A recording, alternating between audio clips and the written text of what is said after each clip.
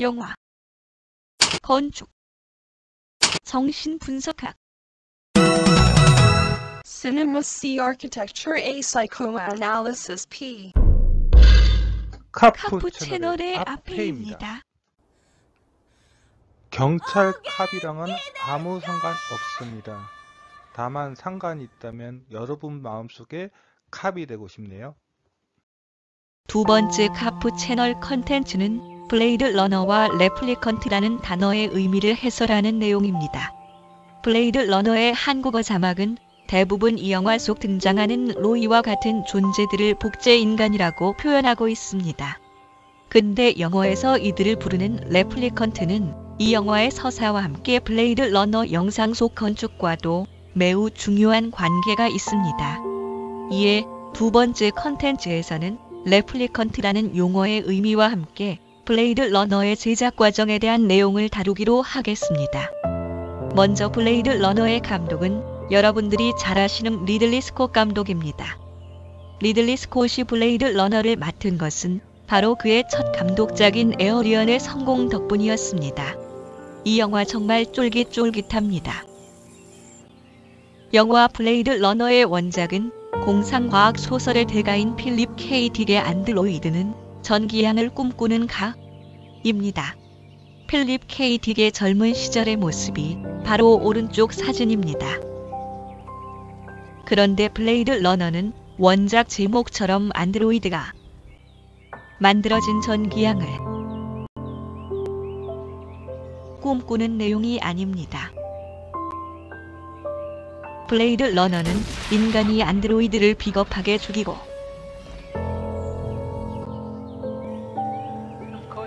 뻔뻔하게 안드로이드와 연애하는 내용입니다. 자세한 내용은 제가 만든 줄거리 및 스포일러 콘텐츠를 보시거나 직접 영화를 봐주세요. 헤헤.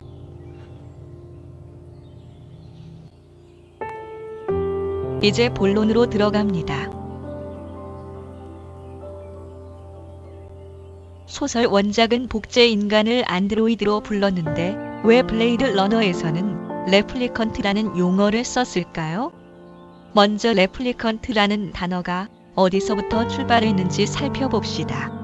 원래 레플리컨트는 사본을 뜻하는 레플리케이션을 의의화한 단어로 원래 영어에는 없었던 용어였습니다. 원래 안드로이드는 이 영상에서 나오는 기계로 만든 인간형 로봇을 말합니다.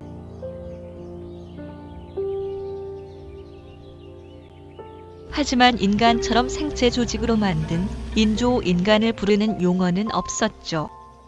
필립 K. 딕의 노년의 모습입니다.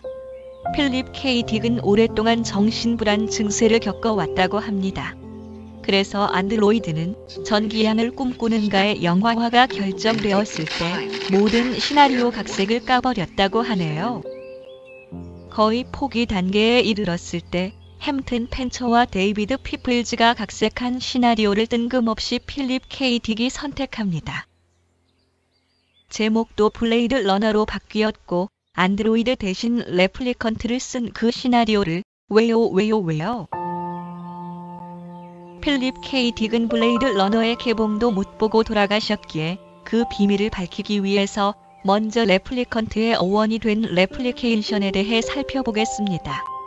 레플리케이션이란 용어를 잘 사용한 사람은 프랑스 포스트 구조주의를 대표하는 쥘 들레즈와 가타리 중에서 바로 들레즈였습니다. 들레즈의 플라톤과 시뮬라크럼이라는 논문에서 레플리케이션이라는 용어가 등장합니다. 원래 시뮬라크럼은 플라톤과 칸트로 이어지는 서구 전통 철학에서 중요한 개념 중의 하나였어요. 플라톤은 우리 머릿속에 있는 원본이 모델이 되어 모상으로 복사되고 그 복사된 모상이 다시 현실에서 복사되어 나타나게 되는데 그것이 바로 원본의 모방을 부르는 시뮬라크럼이라는 용어였어요. 무지 복잡하죠? 좀 더 이 내용을 쉽게 풀어볼까요? 여기 우리들 마음속에 원본인 사람이 있습니다. 이 원본이 장난감 로봇처럼 모상으로 복사됩니다. 그리고 현실에서는 안드로이드 같은 인간형 로봇으로 복사되어서 원본의 사본이 발생하죠. 하지만 이사본, 즉 시뮬라크럼은 인간이 아닌 가짜입니다. 바로 원본과 다르기 때문이죠. 반면 들레즈의 시뮬라크럼에 대한 의견은 달랐습니다. 원본인 모델이 마음속에 있다는 것은 플라톤과 같은 생각이었습니다. 하지만 들레즈는 모델이 현실의 시뮬라크럼이 되기 위해서는 모델이 복사, 즉 사본화되는 과정을 끊임없이 반복해야 한다고 생각했습니다. 즉 레플리케이션, 사본이 계속 사본의 사본, 사본의 사본이 사본, 사본의 사본의 사본이 사본으로 계속 사본화되는 것입니다. 그래서 새롭게 생겨난 현실의 시뮬라크럼도 플라톤이 주장한 것처럼 여러분들 마음속의 원본과는 다릅니다. 그런데 들레즈는 이것이 바로 마음속 원본의 모델과는 다른 현실의 새로운 원본이 된다고 보았습니다. 이를 블레이드 러너를 예로 쉽게 풀어볼까요? 여기 인간인 데커드가 원본으로 있습니다. 이를 모델로 사본화한 장난감 로봇이 있습니다. 그 장난감 로봇이 무한정 사본화됩니다. 그래서 결국 기계형 안드로이드가 사본의 사본이 사본의 결과로 나오게 됩니다. 그리고 또 사본의 사본이 사본이 무한대로 반복되면서 결국 레플리컨트와 같이 원본인 인간이 데커드와는 다른 존재인 시뮬라크럼이 탄생하는 거죠. 들레즈의 시뮬라크럼의 관점에서 블레이드 러너의 레플리컨트는 사람을 단순히 복제한 가짜 인간이 아니라 어떤 면에서는 인간보다 더 인간다운 새로운 원본 모델로서 시뮬라크럼인 레플리컨트가 되는 것입니다. 근데 원작자 필립 K. 딕이 각색가인 햄튼 펜처 등이 레플리컨트라는 용어를 쓴 것은 정말 우연이었을까요? 아님 영화 시애틀의 잠 못 이루는 밤에처럼 운명의 결과였을까요? 궁금하죠? 그럼 블레이드 러너에서 왜 레플리컨트라는 용어를 쓰게 되었을까? 이를 추정할 수 있는 방법 중 하나가 영화 블레이드 러너 속 건축이 어떠한 것인가를 살펴보는 것입니다. 블레이드 러너 영상 속 건축 경향은 이미 많이 알려진 바와 같이 포스트 모더니즘 건축의 경향을 보여줍니다. 포스트 모더니즘 건축은 무엇일까요? 먼저 포스트 모더니즘 건축을 알기 위해서는 모더니즘 건축에 대해서 알아야 합니다.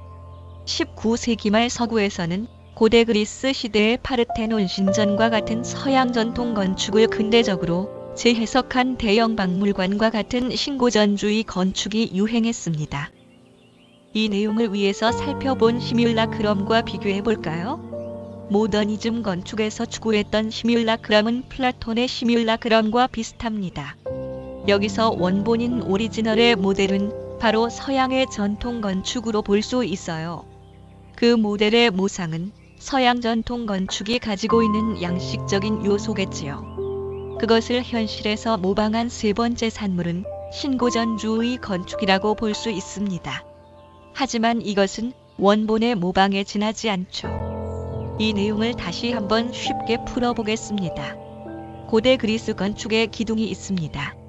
이것을 바로 원본인 오리지널 모델로 봅시다.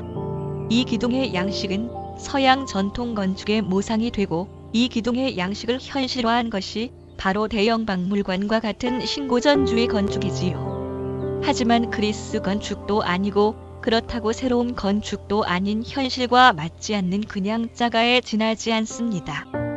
그래서 존 러스킨과 윌리엄 모리스, 아돌프 로스와 같은 이들은 서양 전통 건축의 장식들을 그대로 사용하고 있는 신고전주의 건축과 낭만주의 건축에 대해서 엄청 씹어댑니다.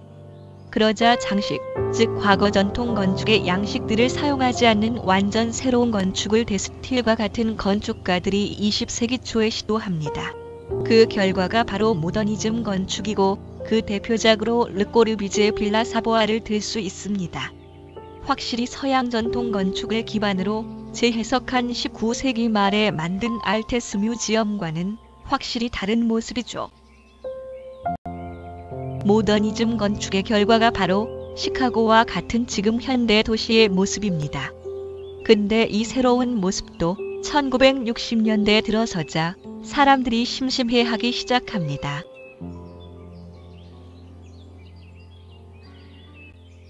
그래서 건축가들은 새로운 시도를 하게 됩니다. 이 장면은 캄피돌리오 광장에 있는 르네상스 시대 건축의 모습입니다. 이 건물의 기둥의 모티브를 얻어서 마이클 그레이브스가 1982년에 디자인한 포틀랜드 시청사입니다. 이렇게 과거 서양 전통 건축의 양식을 현대 건축에 적용하니까 좀 재미있어졌나요? 이것이 바로 모더니즘 건축을 반대하는 포스트 모더니즘 건축입니다. 다시 한번 시뮬라크럼과 포스트 모더니즘 건축을 비교해 볼까요? 포스트 모더니즘 건축의 시뮬라크럼은 들레즈의 그것과 비슷합니다. 여기 원본인 오리지널 모델은 역시 전통 건축이겠죠? 모상, 즉 사본은 전통 건축의 양식입니다.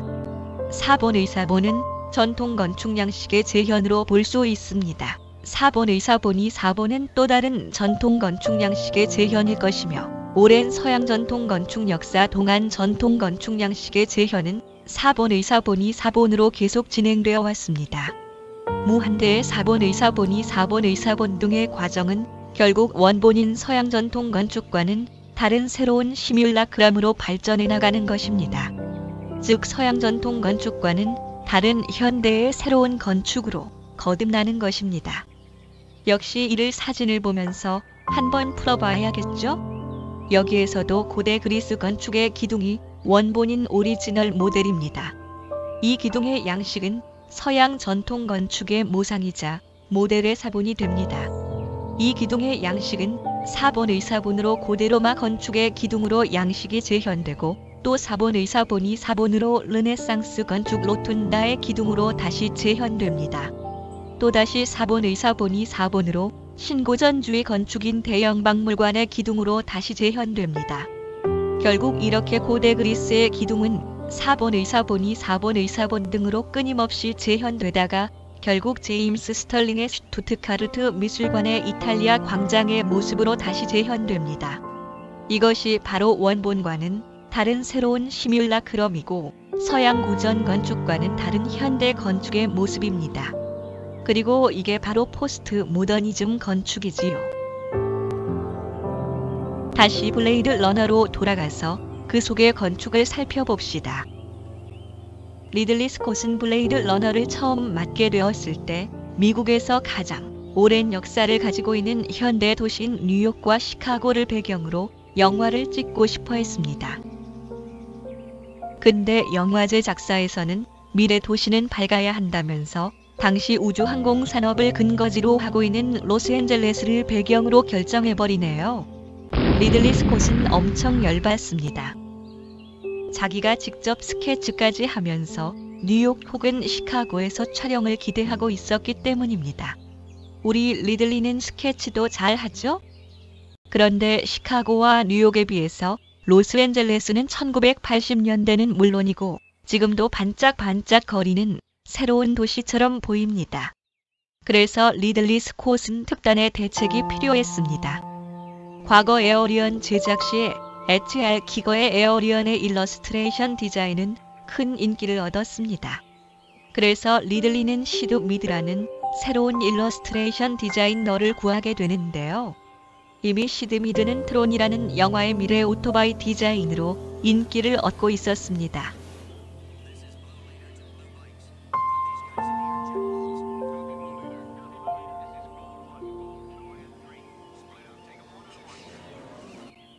이것이 시드 미드가 의뢰받았던 블레이드 러너 영화 속 하늘을 나는 자동차 스피럴입니다. 다음은 시드 미드가 처음으로 제안했던 스피럴의 일러스트레이션이고요. 근데 리들리 스콧은 시드 미드가 디자인한 스피럴의 배경이 되는 미래 도시 스타일에 흠뻑 빠지게 됩니다. 바로 이거라고 생각해서 리들리 스콧은 시드 미드에게 블레이드 러너 미래 도시의 컨셉 디자인을 아예 맡겨버립니다. 이 영상들이 블레이드 러너 속 날아다니는 스피럴의 모습입니다. 근데 배경이 되는 도시를 보면 시드 미드의 첫 미래 도시의 컨셉 디자인과 매우 비슷하게 만들어졌다는 것을 알 수 있죠? 하지만 로스앤젤레스 하늘을 스모크 연기로 가득 차게 만든 것은 리들리 스콧의 아이디어였습니다. 이렇게 한 것은 로스앤젤레스를 배경으로 밀어붙인 영화 제작자들에 대한 복수였습니다. 또 시드미르의 도시 컨셉 안에서 보이는 한자나 일본어 간판 문자를 그대로 쓴 것도 보이네요. 시드미르의 일러스트레이션을 바탕으로 로렌스 G. 폴과 멘토르 휴브너 등이 참가하여 블레이드 러너 전체 세트 디자인이 완성되었습니다. 이 사진이 버벙크에 있는 워너브러더스 스튜디오 뒤편에서 세워진 세트입니다. 근데 이 로스앤젤레스 도시 어디에 서양 고전 건축을 새로운 시뮬라크람으로 재현한 건축의 모습이 보이나요? 껌껌해서 안 보이는 건가요? 저기 보이는 타일의 회사는 서양 전통 건축이 아닌 남아메리카 마야 건축의 피라미드를 기반으로 건물의 외관에 기계와 덕트 등을 가득히 장식해 놓았네요. 이건 모더니즘 건축도 아니잖아요. 이런 건축은 뭐라고 부르지요?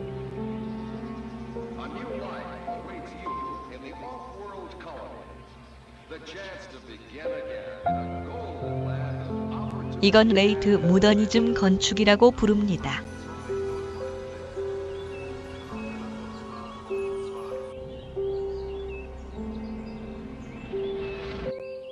그럼 레이트 모더니즘은 무엇일까요? 모더니즘 건축 초기의 새로운 건축에 대한 아이디어 중에서 기계미학에 대한 것도 있었습니다. 이 아이디어는 모더니즘 건축의 전성기가 다가오자 다시 건축가들의 관심을 이끌게 되었고, 그 아이디어를 최초로 실현시킨 레이트 모더니즘 건축으로 렌조 피아노와 리차드 로저스의 퐁피두 센터를 들 수 있습니다. 이 건축을 계기로 노먼 포스터의 HSBC 홍콩 본점과 리처드 로저스의 로이드 빌딩과 같이 기계 구조와 덕트를 노출시키는 레이트 모더니즘 건축이 유행하게 됩니다. 그런데 블레이드 러너 영상 속 기계와 덕트가 외관에 잔뜩 배치된 건물들과 레이트 모더니즘 건축은 많이 닮지 않았나요? 그렇다면 블레이드 러너 속 건축 경향은 포스트 모더니즘 건축이 아니라 레이트 모더니즘 건축이라고 봐야 하지 않을까요? 당시 공상 과학 영화의 세트는 지금도 그렇지만 레이트 모더니즘 건축의 경향이 지배적입니다. 블레이드 러너 미래 도시 모형의 제작은 더글라스 트럼블과 리차드 유리키치 이이지가 담당했습니다. 특히 트럼블은 2001년 스페이스 오디세이와 스타트랙 더 모션 픽처에서 레이트 모더니즘 건축 경향의 모형을 담당했었고, 그의 특성이 블레이드 러너 미래 도시에서 고스란히 나타납니다. 이렇게 표면적으로 보면 당연히 블레이드 러너 속 건축의 경향은 널리 알려진 것처럼 포스트 모더니즘 건축이 아닙니다. 아닙니다. 레이첼, 한 가지 놓친 게 있어요. 블레이드 러너 속 건축에서 세트 이상으로 중요한 것은 바로 영화 로케이션 장소입니다. 로케이션 장소라면 로스앤젤레스에서 그나마 오래된 건물로 유니온역과 프랭크 로이드 라이트의 애니스 브라운 하우스, 그리고 로스앤젤레스에서 가장 오래된 건물인 브래드버리 빌딩 말입니까?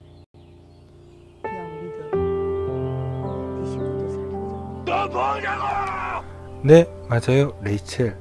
나를 한 번만 더 믿어주시면 다음 컨텐츠에선 꼭 블레이드 러너 로케이션 장소인 건물들을 분석해서 왜 이 영화 속 건축 경향이 포스트 모더니즘 건축인지 밝혀보겠습니다. 나를 살리려고.